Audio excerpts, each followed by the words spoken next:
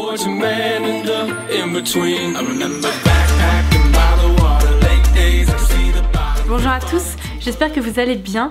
Alors j'ai remarqué que mes vidéos swatch de rouge à lèvres ont tendance à vous plaire, donc eh bien aujourd'hui je vais vous retrouver avec une nouvelle vidéo de ce type là.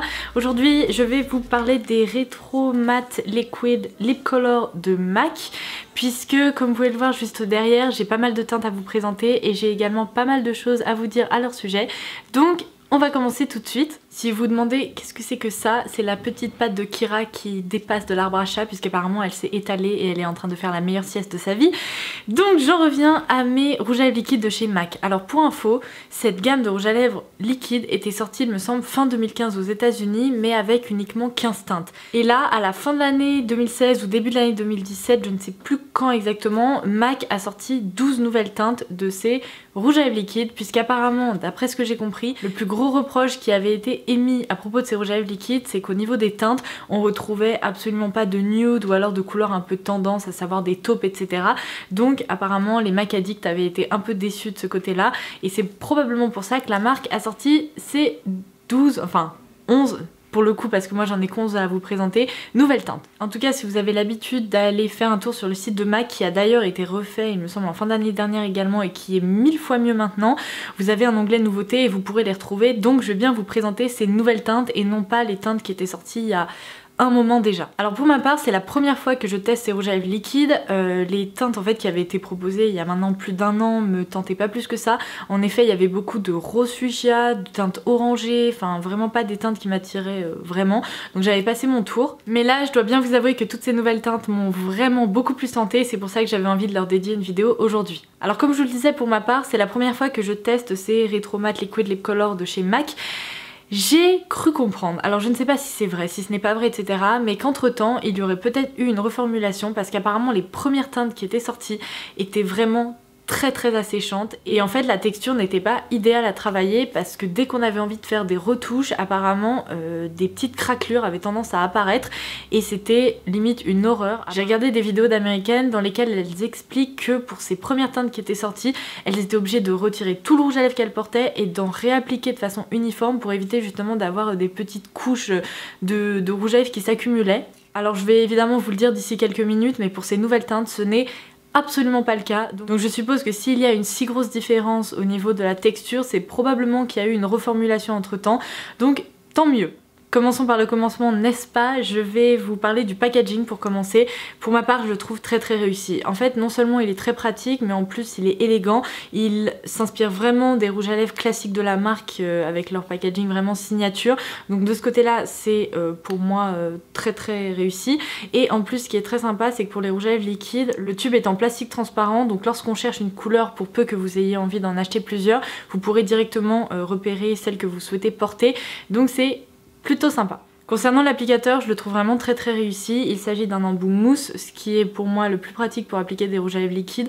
Mais en plus, comme vous pouvez le voir, cette petite goutte en fait est assez pointue. On peut vraiment bien définir la forme de ses lèvres. On n'a pas besoin de crayon à lèvres, ou en tout cas on n'a pas besoin d'en appliquer avant d'appliquer son rouge à lèvres.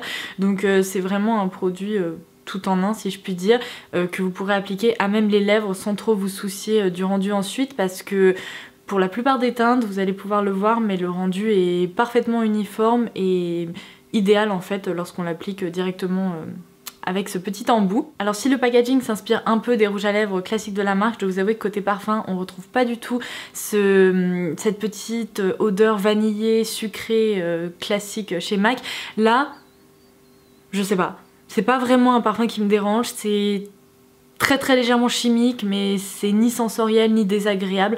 Pour moi, ça se fait complètement oublier très rapidement, donc de ce côté-là, rien à dire. J'aurais évidemment préféré que ça sente le sucre vanillé, mais ça c'est une autre histoire. Alors comme je vous le disais, dans cette nouvelle extension de gamme de 12 teintes, je ne vais vous en présenter que 11, puisqu'il m'en manque une qui est la Uniformly Fabulous, qui est en fait une couleur cerise extrêmement foncée qui a tendance à tirer vers le noir. Pour moi c'est pas grave dans le sens où je porte très rarement du noir comme ça sur les lèvres, et à la limite je peux toujours, si j'en ai envie, porter celui de Sephora, le rouge velouté sans transfert, que je vous ai présenté dans une de mes précédentes vidéos.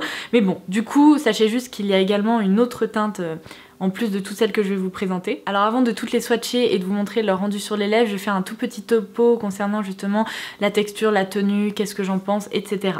Alors, ces rouges à lèvres sont vendus 22,50 €, ce qui en soi est plus cher que plein de rouges à lèvres liquides que vous pourrez retrouver aujourd'hui, parce que récemment je vous ai présenté les Sephora à petit prix, les The Body Shop, vous avez les Colourpop, enfin vous avez plein de marques dans tous les cas qui proposent des rouges à lèvres liquides, et cela se situe vraiment plus dans la fourchette haute. En même temps ça reste des produits MAC, donc le prix ne m'étonne pas, je trouve qu'il est assez classique, enfin en tout cas dans la gamme de produits pour les lèvres, je trouve pas qu'il dénote complètement. Après c'est sûr que vous allez peut-être avoir plus envie de vous diriger vers les teintes qui vous plaisent vraiment, plutôt que d'opter pour plein de teintes ou toute une collection, comme par exemple dans la gamme des rouges Sephora, puisqu'ils coûtent moins cher. Côté texture, je la trouve très agréable, elle se travaille hyper facilement, et pour le coup c'est vraiment un concentré de pigments.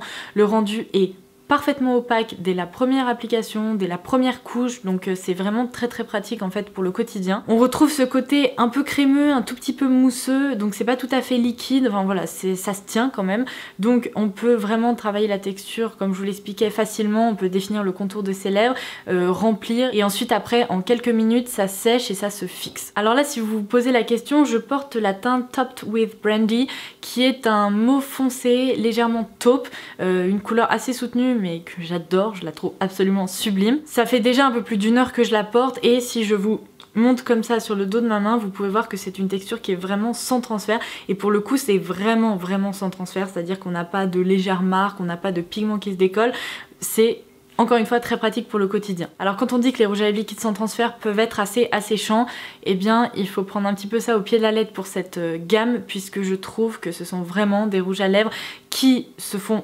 plutôt oubliés puisqu'ils sont sans transfert, mais ils se sentent. Là vous voyez, encore une fois je le porte depuis un peu plus d'1 heure, et je sens que sur mes lèvres j'ai une couche qui s'est fixée, qui est mate. C'est pas désagréable, ça ne colle pas, et ça c'est un très bon point, mais par contre ça se sent, et je sais que d'ici quelques heures, mes lèvres réclameront probablement un petit peu d'hydratation. Alors si vous avez des lèvres très sèches et que vous sentez que ces textures-là, ça ne fonctionne pas du tout pour vous, vous pouvez essayer avant de les appliquer, d'appliquer une bonne couche de baume à lèvres, laisser pénétrer, et ensuite éponger l'excédent avec un mouchoir de façon à avoir comme une couche un petit peu nourrissante avant de l'appliquer. Ça fonctionne plutôt très bien, et c'est ce que je fais d'ailleurs au quotidien pour éviter d'avoir les lèvres trop déshydratées ou qui craquellent carrément. Mais c'est sûr que si vous avez des lèvres vraiment très sensibles, que vous réagissez très mal aux textures mates et liquides, n'allez pas vers cette gamme parce qu'elle va vous décevoir, vous risquez vraiment de retrouver une sensation un peu trop désagréable. Lorsqu'il fait pas trop froid, je trouve que sincèrement c'est une texture qui n'est pas désagréable du tout, qui est certes un peu asséchante, mais c'est loin d'être catastrophique, donc de ce côté là je n'ai pas trop de problème. Côté tenue, après quelques heures on a des petits pigments en fait qui peuvent se décoller un peu au centre des lèvres, mais rien de dramatique, c'est vraiment excellent. Quand on boit, je trouve que les pigments ne se décollent pas vraiment, donc c'est plutôt sympa. Par contre à partir du moment où on mange, là une retouche est quasiment indispensable, en tout cas pour la plupart des teintes, puisque c'est très étrange, mais au lieu que la couleur disparaisse, on a les petits pigments en fait qui se décollent, et on se retrouve avec des petits patchs, surtout au centre des lèvres, au niveau des commissures des lèvres, où en fait il n'y a plus de couleur. Je vous laisse d'ailleurs avec une toute petite séquence que j'ai filmée aujourd'hui après avoir mangé pour vous montrer justement le rendu d'une de ces teintes très foncées, comment est-ce qu'elle a évolué après un repas. Petite séquence pour vous montrer le rendu de cette teinte qui est la Young Attitude après avoir mangé. Alors évidemment cette couleur est très foncée, elle est bleue, elle tire un petit peu vers le vert, du coup elle s'éloigne vraiment de la couleur de mes lèvres, et comme vous pouvez le voir lorsque je garde les lèvres fermées, le rendu n'est pas si catastrophique que ça. Par contre c'est sûr que dès que je commence à parler ou à ouvrir un peu la bouche ou à faire ça, on voit clairement que tous les pigments en fait se sont effacés ici au centre des lèvres et au niveau des commissures. Donc là clairement après avoir mangé, surtout pour ces couleurs-ci, une retouche est indispensable. Pourquoi est-ce que je vous ai précisé que ces petits pigments ne disparaissaient pas mais ils avaient plus tendance à se décoller? C'est tout simplement qu'il faut faire parfois un petit peu attention et vérifier en cours de journée, puisque des petites miettes en fait de pigments ont tendance à se décoller. On peut parfois se retrouver justement avec des petites miettes colorées sur les dents. C'est vraiment pas très agréable, ça m'arrive très rarement, et j'ai l'impression que c'est vraiment lorsque j'en mets trop au centre des lèvres et que la matière a parfois tendance à se fixer quasiment à l'intérieur de la bouche. Si vous avez ce problème, évitez vraiment justement de trop en appliquer l'appliquer et d'essayer de recouvrir l'intégralité de vos lèvres quitte à rentrer dans votre bouche, c'est vraiment pas utile parce que vous aurez plus de problèmes justement avec ces petites miettes de pigment. Autant vous arrêtez vraiment au centre des lèvres de façon à ce que le rendu soit naturel et que vous n'ayez justement pas de petit déconvenu par la suite. Je pense sincèrement que le plus gros point fort de cette collection, c'est définitivement les teintes qui sont proposées, parce que pour avoir testé énormément de rouge à lèvres liquide, je dois dire que là, les teintes de cette collection sont vraiment originales et elles sont hyper tendance. On retrouve des teintes qu'on ne retrouve justement pas dans d'autres marques ou alors très difficilement. On a des nudes un peu mutés, comme vous allez pouvoir le voir, de ce type-là, qu'on retrouve bizarrement encore une fois très difficilement, et pourtant ce sont des teintes hyper tendance qui attirent beaucoup, donc c'est pour ça que je pense que si vous aurez envie de craquer, ça sera probablement principalement pour les teintes. Alors mon verdict concernant cette gamme de rouge à lèvres liquide, puisque je pense que c'est ce qui vous intéresse également, je dois vous avouer que je suis ni déçue ni subjuguée. Je suis un petit peu dans cette zone transitoire où je les trouve sympas, très réussis, j'adore les teintes qui sont proposées, mais par contre je trouve pas que ce soit les meilleurs rouges à lèvres liquides que j'ai pu tester jusqu'à présent.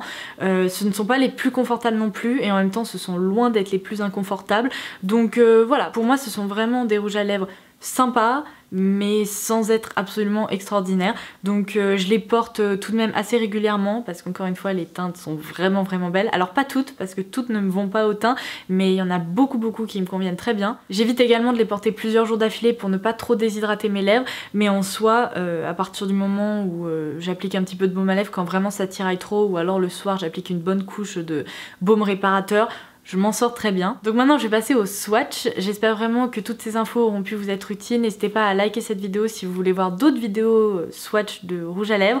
Moi j'aime les filmer et ça vous plaît, donc continuons sur cette lancée. Et donc si une teinte vous plaît, eh bien essayez de craquer, parce que je pense que ce sont vraiment des produits sympas.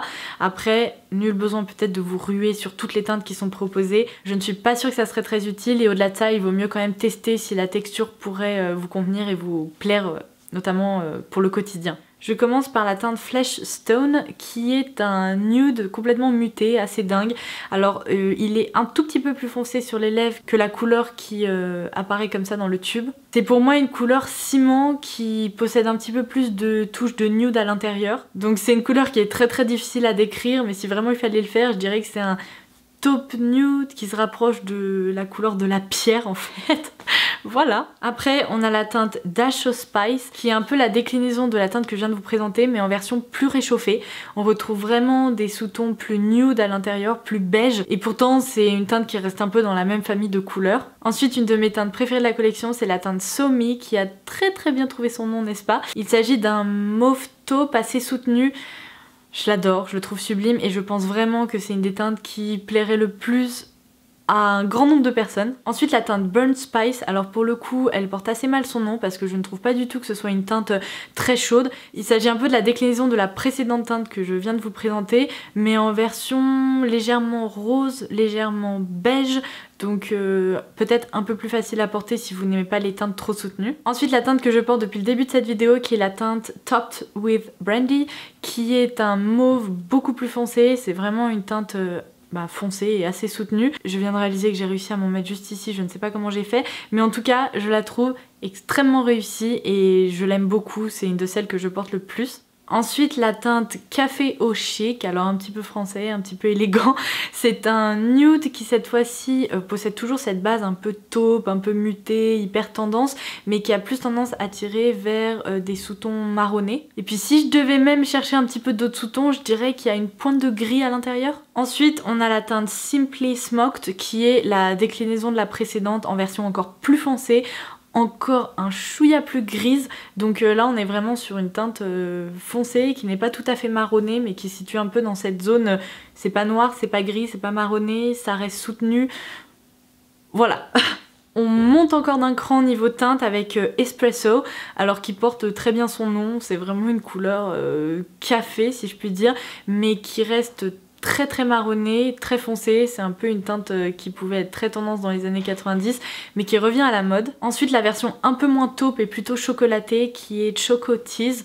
Alors je pense qu'elle porte parfaitement son nom, c'est vraiment un chocolat noir qui encore une fois possède un rendu un peu plus foncé sur les lèvres que la couleur là dans le tube. Ensuite, une autre teinte que j'aime, mais d'amour, c'est la Carnivorous et il s'agit d'un rouge très foncé, carrément bordeaux, on va dire, voilà, une base bordeaux, avec des sous-tons légèrement framboises qui ont tendance à apporter ce côté un tout petit peu plus coloré, mais magnifique. Magnifique. Et la dernière que j'avais à vous présenter, il s'agit de Young Attitude. Alors, cette teinte n'est vraiment pas évidente à porter et pour tout vous dire, c'est celle qui m'a donné le plus de fil à retordre au niveau de l'application puisqu'il s'agit d'une base bleutée avec un côté un peu vert canard. Donc contrairement à beaucoup de rouge à lèvres bleu que j'ai pu tester ces derniers temps, c'est probablement le plus facile à porter que j'ai pu rencontrer, donc ça c'est plutôt chouette. Si vous aimez ces teintes assez originales, un petit peu bleutées, je suis sûre qu'elle pourrait vraiment vous plaire. Par contre, gardez en tête que c'est la teinte qui n'est pas opaque dès la première application, il faut vraiment la travailler un petit peu. Si besoin, il faut même en réappliquer un petit peu par endroit.